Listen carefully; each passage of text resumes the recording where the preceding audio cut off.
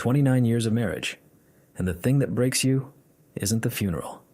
It's the Tuesday morning after, when you brew 2 cups of coffee without thinking, and then stand in your own kitchen holding a mug that has nobody to take it. My name is Thomas Mercer. I teach high school history at Lincoln High School in Portland, Oregon. Have for 22 years. Same classroom, same window that faces the parking lot, same revolving collection of students who show up in September, absolutely convinced that history is the most pointless subject on offer and leave. In May, having genuinely changed their minds, or at least having faked it convincingly enough to pass.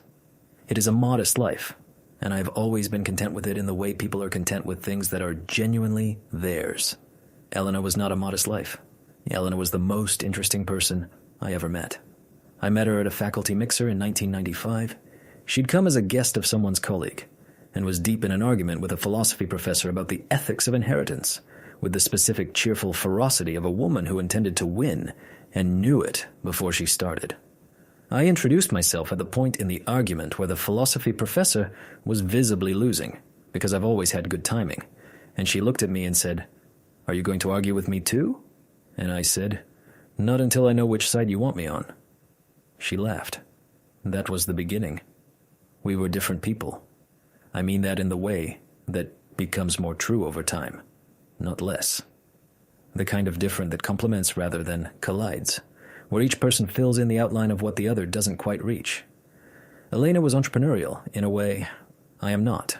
She had businesses, consulting, she called it in the early years, and later, projects, which is the word people use for work they'd rather not explain at dinner parties. She traveled frequently. She kept her professional life in a separate compartment from our domestic one, with the efficiency of a person who had decided that integration was overrated. I respected that. I respected her. I didn't ask questions she wasn't offering answers to. That was, as I would come to understand in the week after her death, both the right choice and the most expensive one I ever made.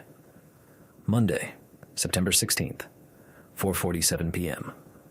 The call came through on the wall phone in my classroom, the one nobody uses anymore, which is why, when it rang during my 5th period prep, I flinched hard enough to knock a stack of essays off my desk. The Portland Police Bureau. An officer named Nolan. A collision on I-5 southbound near the Burnside exit. A silver Lexus SUV. Elena's plates.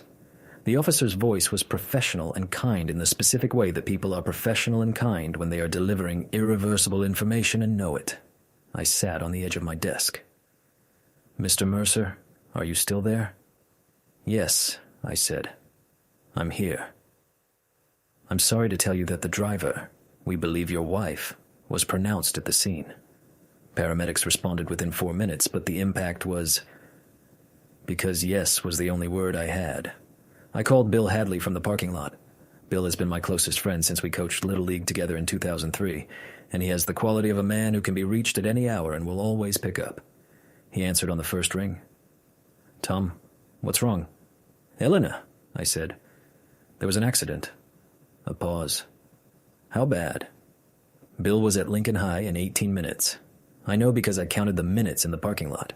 Because counting things is what I do when I need something to do with my mind that isn't the thing my mind is trying to do. The week that followed was the specific blur that grief produces in the immediate aftermath. Not a fog exactly. More like a series of very clear individual moments with all the connective tissue removed. You remember the flowers on the kitchen table and the sound of Lucas crying in the hallway and the particular weight of the pen when you signed the funeral home paperwork? But the hours between those moments have been taken somewhere, and you don't have access to them. Sophie flew in from San Francisco. Lucas drove up from Bend. By Tuesday evening, they were both there, and the 3 of us moved through the Hawthorne house in the particular orbit of people sharing the same grief but experiencing it privately, touching in, checking, going separate directions, coming back together. The funeral was Saturday, September 21st. Elena had a lot of friends, more than I knew in some cases. That's a sentence I would come to understand differently in the weeks that followed. The service was full. The eulogies were warm. I spoke last and said the things that were true, that she was brilliant, that she was funny in the specific way that catches you off guard, that she had argued with a philosophy professor the night I met her and won, and that 30 years later, I still wasn't sure I'd ever matched her, People laughed. Elena would have wanted that. Monday, September 23rd, 9:14 a.m. I was sitting at the kitchen table on S.E. Belmont Street with a cup of coffee. 1 cup. I was making 1 cup now, deliberately, with the specific intentionality of a man retraining his habits when the doorbell rang. The man on the porch was 61 or so, in a gray suit with a briefcase, the kind of presentation that suggests official business without being specific about what kind. He introduced himself as Arthur Brannigan, a notary and estate administrator. Mr. Mercer, I apologize for calling without more notice.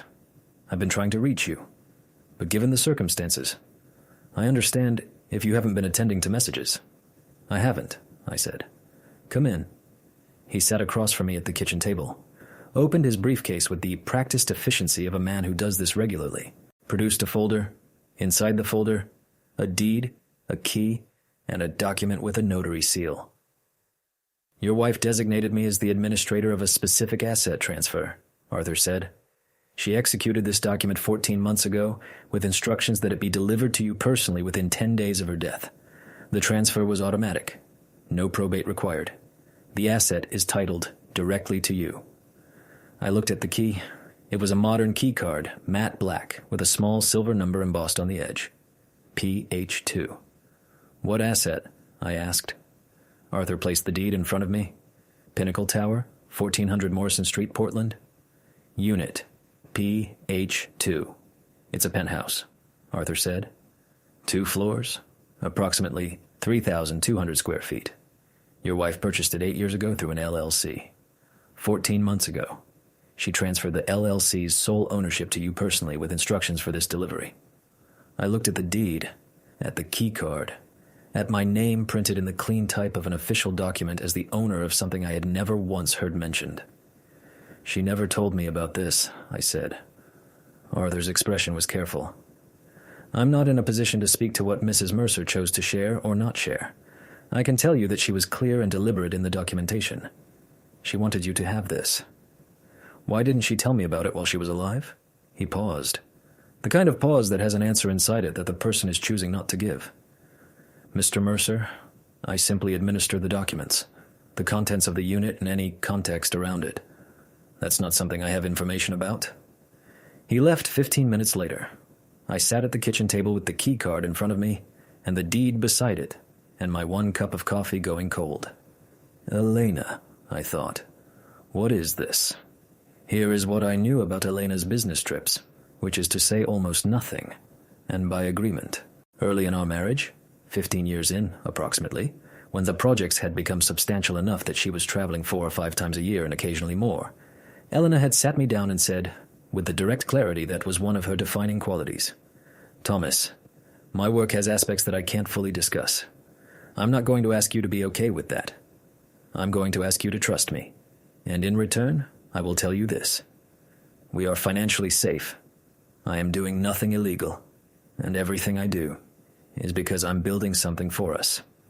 I had asked 1 question. Are you in any danger? I had believed her. I had trusted her the way you trust a person after 15 years of evidence. Not blindly, but on the basis of accumulated information, of the record of who she had shown herself to be, of the 37 times before that moment when she turned out to be exactly who she said she was. I had not asked again in 14 more years. And now, sitting at my kitchen table in the Hawthorne district with a key card to a penthouse I didn't know I owned, I was beginning to understand that the trust had been warranted, but the not asking had left me standing at the edge of something very large and unknown. I told Bill that evening, at his house in the Nob Hill neighborhood. Sat in his living room with a beer I wasn't drinking, and described Arthur Brannigan and the deed and the key card. Bill listened without interruption. He's good at that. When I finished, he looked at the key card I'd placed on his coffee table. You haven't gone yet, he said. No. It's been 4 days since the funeral. I'm not ready. What are you thinking? I'm thinking she had a reason for everything she did. She always had reasons. I picked up the beer, set it down. I'm thinking I need to understand what I'm walking into before I walk into it. You going to sell it? Probably. We don't need a penthouse. I'm a high school history teacher, Bill. You're also apparently a penthouse owner. He looked at me. Thomas, what did she tell you when you asked about the business trips? That we were financially safe, nothing illegal, and that she was building something for us? I looked at the coffee table. She was apparently not wrong on any count. Bill was quiet for a moment. You going to call Janet Whitfield? Janet Whitfield, my attorney. A real estate and estates lawyer in the Pearl District who had handled the Hawthorne House purchase and Elena's in my basic estate documents. Sharp, direct, the kind of lawyer who tells you things you need to hear without softening them past usefulness. Tomorrow morning, I said. Good. Bill picked up his own beer. Thomas, whatever is in that penthouse, she wanted you to have it. She planned it out, legal, documented, and she made sure it got to you. He paused. Whatever it is, she thought you could handle it. I didn't know what was waiting in PH2. Didn't know what I was going to find when I opened that door. Didn't know that the woman I'd been married to for 29 years had been, in ways I was only beginning to grasp, considerably more complicated and considerably more deliberate than even I had realized. I drove home to the Hawthorne house, made 1 cup of tea, sat in the kitchen, looked at the keycard. Elena, I thought again. What did you build? Janet Whitfield's office was in the Pearl District, on Everett Street, in a building that used to be a warehouse and now housed the kind of businesses that appreciated exposed brick and high ceilings and the general aesthetic of repurposed industrial space. Her office was on the 3rd floor, with a window overlooking Pioneer Courthouse Square. She had the deed and the LLC documents in front of her when I arrived Tuesday morning. She'd reviewed them overnight. I'd scanned and emailed everything Monday evening, and she had responded at 11 p.m. with, reviewed. Legally clean. Come in at 9 o'clock. Janet is 58, direct, and has the specific no-nonsense quality of a woman who reached her level of professional standing by not wasting time on presentations. The transfer's clean, she said. The LLC was properly structured. The transfer to you personally is valid. There are no liens, no disputes, no complications in the title chain. She looked at me over the documents. The LLC has been operating for 8 years. During that time, it paid property taxes, maintenance fees, and building assessments on time every quarter. It holds no debt. The penthouse was purchased outright. How much? I asked. Janet checked the document. Purchase price 8 years ago. $1.4 million. Current estimated value, based on comparables in Pinnacle Tower. She turned a page. Approximately $2.1 to $2.3 million. I looked at the Pearl District skyline through her window. Janet, what does the LLC list as its business purpose? Consulting and advisory services. She set the document down. Thomas, I have to ask. You didn't know about this property? No. Or the LLC? No. She was quiet for a moment. I want to ask you to consider having a conversation with the LLC's registered agent before you decide to sell. There may be context that affects how you approach the asset.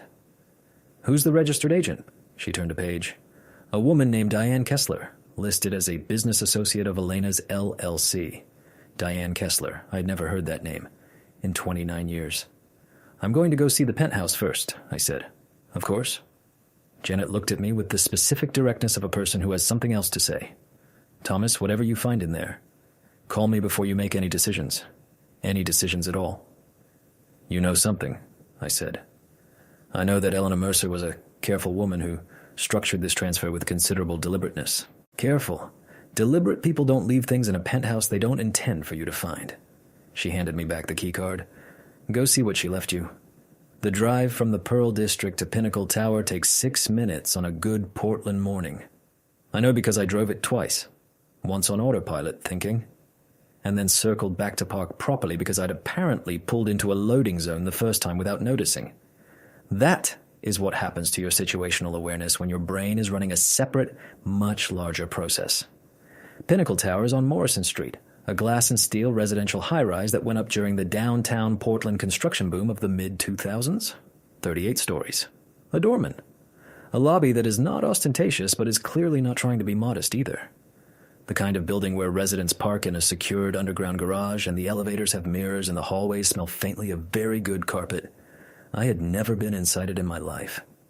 Tuesday, September 24th, 10:45 a.m. Claire Ashton, the building manager, met me in the lobby.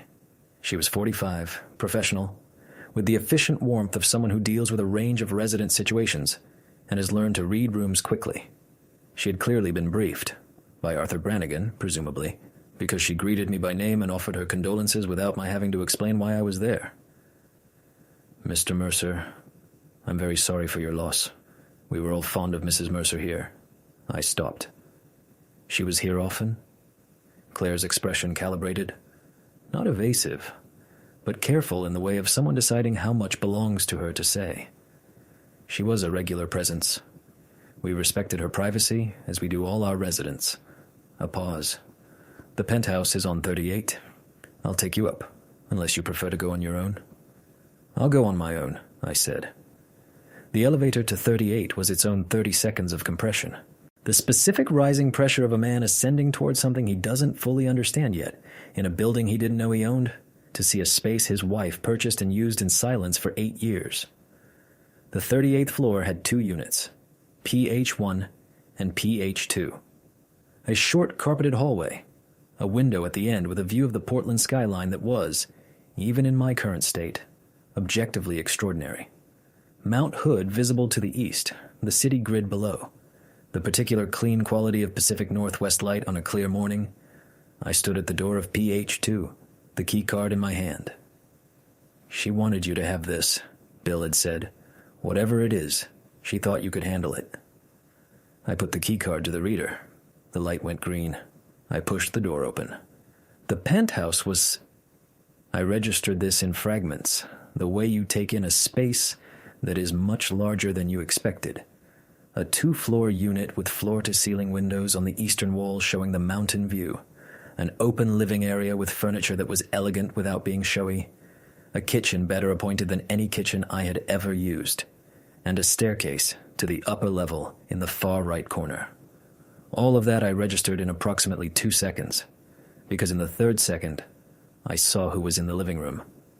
Sitting on the couch, a large sectional in deep gray, facing the mountain view windows, was a woman I'd never seen before. 60 or so, with silver hair cut short and neat, in a blazer and slacks, reading glasses on, a folder open in her lap. She had clearly heard the door open and looked up, and she was looking at me now with an expression that was not surprise but was something adjacent to it, more like the expression of someone who has been waiting for a thing they weren't entirely sure was going to happen, and it has now happened. She stood up slowly with the deliberateness of someone giving a situation its appropriate weight. "Mr. Mercer," she said, "I'm Diane Kessler."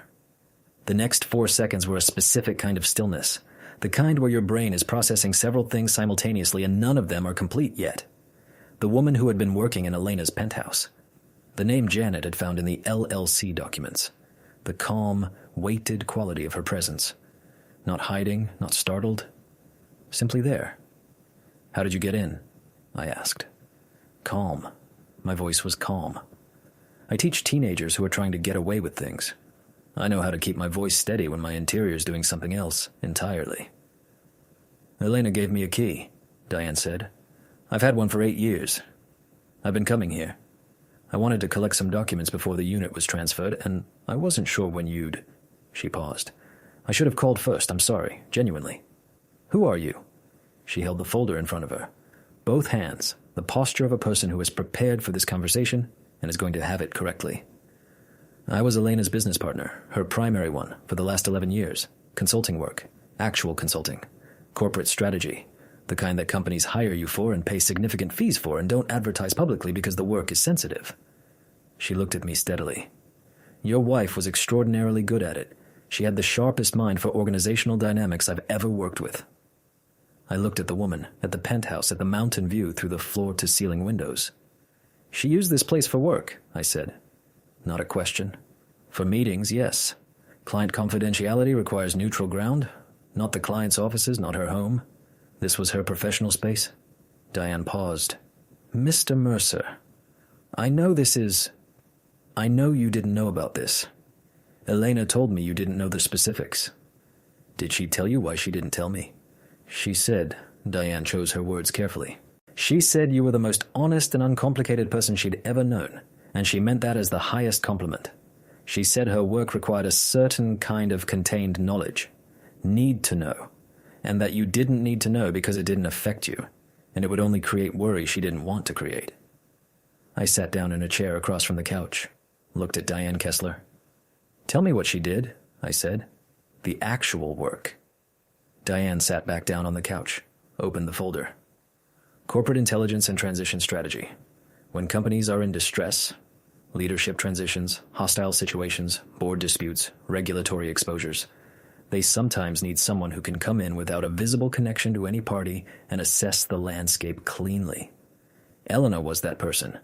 She was brilliant at reading organizations, at identifying where the real problems were versus where everyone assumed the problems were. She paused. The clients were significant, Fortune 500 level mostly. The fees matched. How significant? I asked. Because at that point I was a history teacher standing in a penthouse, and I needed to understand the dimensions of what I was standing inside. Diane looked at me. Then she turned to a page in the folder and slid it across the coffee table, a financial summary. Elena's LLC revenue. 11 years.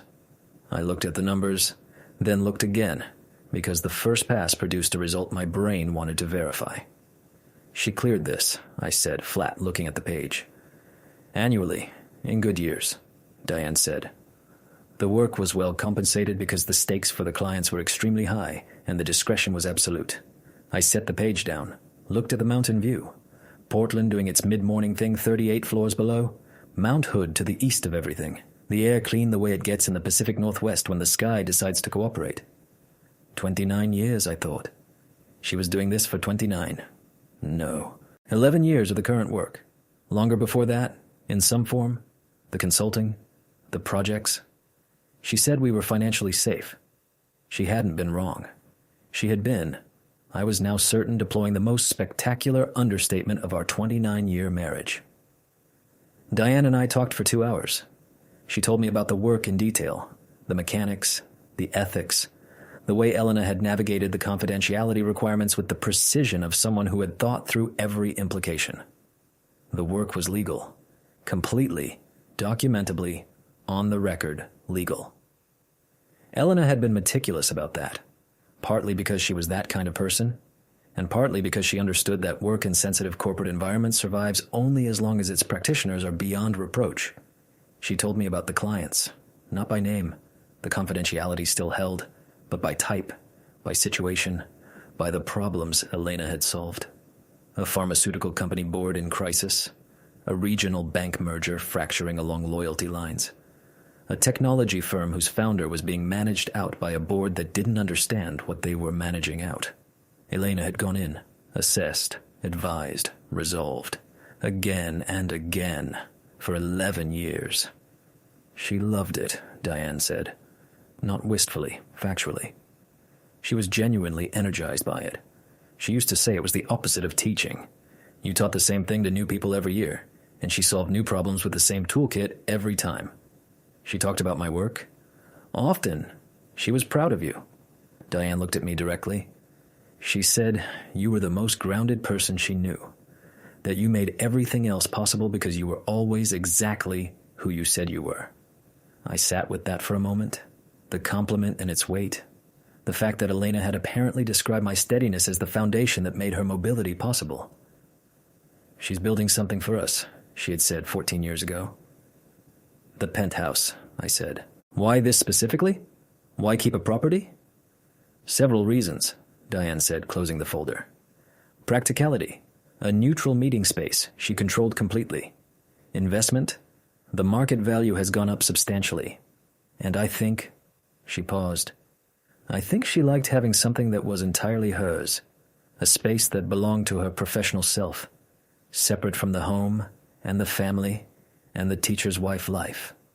She looked at me. She loved that life, Mr. Mercer. She loved you and your children. This wasn't running from something. This was having a full self. I nodded slowly. It was the most Elena thing I'd ever heard said about her, and it was coming from someone who was essentially a stranger. What happens now? Diane asked. With the unit? I don't know yet. I stood up, walked to the eastern windows, stood in front of the mountain view that Elena had looked at from this room for 8 years. I'm not making any decisions yet. Of course. I turned around. The folder. What's in it? Documents Elena wanted you to have. A summary of the LLC's current financial position, contact information for the accounts. A letter. She picked up the folder and held it out. She prepared this 14 months ago when she did the asset transfer. When she gave it to me, she said, "If something happens to me and Thomas comes to see the Penthouse, give him this. He'll know what to do with it." I took the folder. He'll know what to do with it.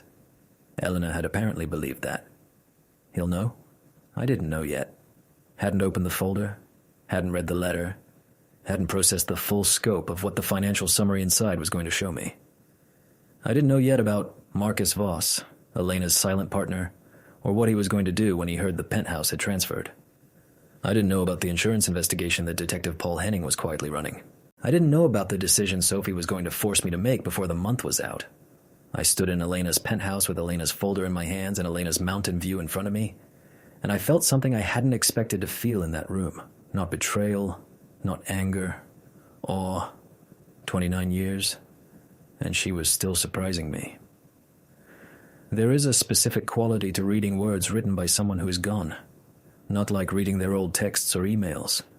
Those were written for the moment. A letter, written 14 months before death, composed with the awareness that it may be the last direct communication between two people, crafted by someone thinking carefully about what you will need to hear. That is a different kind of reading. You feel the intent in every sentence, the weight of someone choosing these particular words for you, specifically, knowing you might receive them without them. I sat on Elena's gray sectional couch in PH2 of Pinnacle Tower, the mountains of Oregon in the window. Diane had left at 1 p.m. with a quiet handshake and her card and the assurance that she was available for any questions. I opened the folder. The letter was on top. Elena's handwriting, the neat, deliberate cursive she'd always used, the kind that people who learned to write in the 70s have and that nobody seems to learn anymore. "Thomas, if you're reading this, then something happened and I wasn't there to explain it myself. I'm sorry for that. I'm sorry for all of it. The not telling, the locked compartments, the years of business trips that I know you accepted on faith because that's who you are, and I never fully deserved it. Let me try to explain what I couldn't while I was alive. The work was real. Everything Diane will tell you is accurate. I'm not going to insult your intelligence by pretending I kept it from you for your benefit alone. I kept it for mine too, because I needed something that was entirely mine, that I controlled entirely, that existed independent of the wife and mother geography that I loved, but that sometimes felt like the only map available. I needed a professional self that was separate, and I was afraid that explaining it would make it smaller, or that the questions would make it harder to maintain, or that you would worry in ways I couldn't manage. I told myself it was protection. I know some of it was cowardice. What I want you to know, none of it was about you. Not 1 minute of it was a rejection of you or our life. That life is the one I chose. You are the one I chose. 30 years later, still you.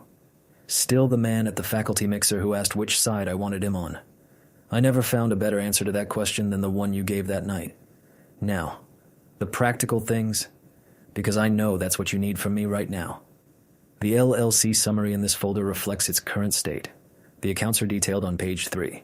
Janet Whitfield has the access information. I contacted her 6 months ago and left a sealed envelope. She knows what to do. The Penthouse is yours to do with as you choose. Sell it, keep it, give it to Sophie and Lucas. Do whatever makes sense for your life now. I chose this building because it appreciates reliably, because the view is the best in Portland, and because I wanted to give you something that took care of you the way you always took care of everything else, without being asked.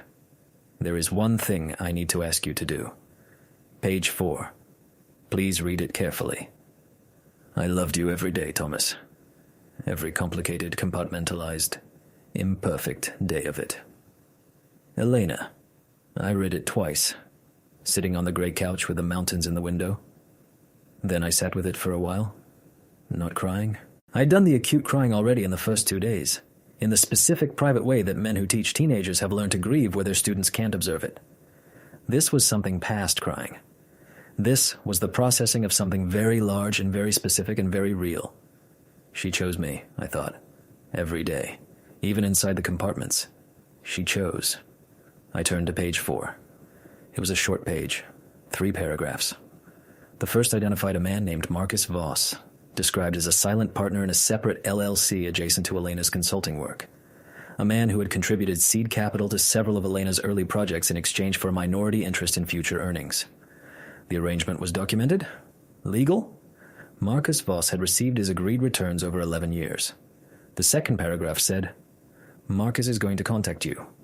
He may suggest that the returns he received were insufficient and that he has a claim on the Penthouse or other assets. He does not. Philip Crane. And here she listed a Portland attorney I didn't recognize. Has the documentation that confirms this. Do not engage with Marcus directly. Call Philip. The third paragraph said, Marcus was not a good man to do business with, and I regret that I didn't see it sooner. He will try to make you feel like you don't understand the arrangement. You will understand it completely once you talk to Philip. Trust yourself. You've always been smarter than you think you are. I set the page down. Smart enough, I thought. She left me a map. I called Janet Whitfield from the Penthouse at 2:15. Janet, I said. She left a letter. She mentioned you. A sealed envelope. A pause. I have it. I've had it for 6 months. She instructed me not to open it until you called me from the Penthouse. Why the Penthouse specifically? She said if you called me from there, it meant you'd opened the letter and read the whole thing, including page 4. She wanted to make sure you had context before I gave you the envelope's contents. What's in the envelope? The full financial summary of the LLC portfolio and the contact information for Philip Crane. A pause. Thomas, I need to tell you. I reviewed what Elena sent me. I know the scope of the portfolio. I want you to be sitting down when you look at the numbers on page 3 of that folder. I'm sitting down. Look at the bottom line. The total. I turned to page 3 of the folder, found the bottom line, looked at it, looked again. Janet? Yes? This is what I think it is. Combined LLC value, investment accounts she held separately, and the Penthouse? Yes, that's what it is. Janet's voice was steady, the steadiness of a professional who had prepared for this conversation. Your wife was very successful at what she did, Thomas. Very. The number on page 3 was not a number that belongs in the life of a high school history teacher in the Hawthorne district. It was a number that belongs in a different category of life entirely. The category that has financial advisors and estate managers, and the kind of attorney that Philip Crane presumably was. She said we were financially safe. She had deployed, I was now certain, the most spectacular understatement of our 29-year marriage. What do I do? I asked. First, call Philip Crane. Today, if possible.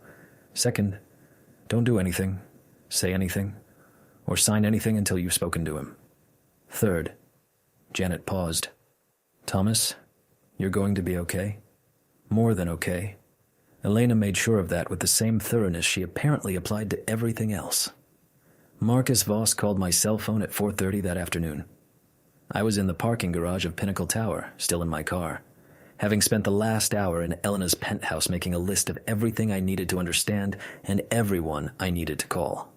I let it go to voicemail. The message was smooth, practiced, warm in the manufactured way of a man who has done this before. He introduced himself, expressed condolences, mentioned that he and Elena had had a long-standing business arrangement that he'd very much like to discuss at my earliest convenience, left a callback number. I forwarded the voicemail to Janet. Then I called Philip Crane. Philip Crane was 60, with the direct and thorough manner of a corporate attorney who has spent his career in exactly these situations.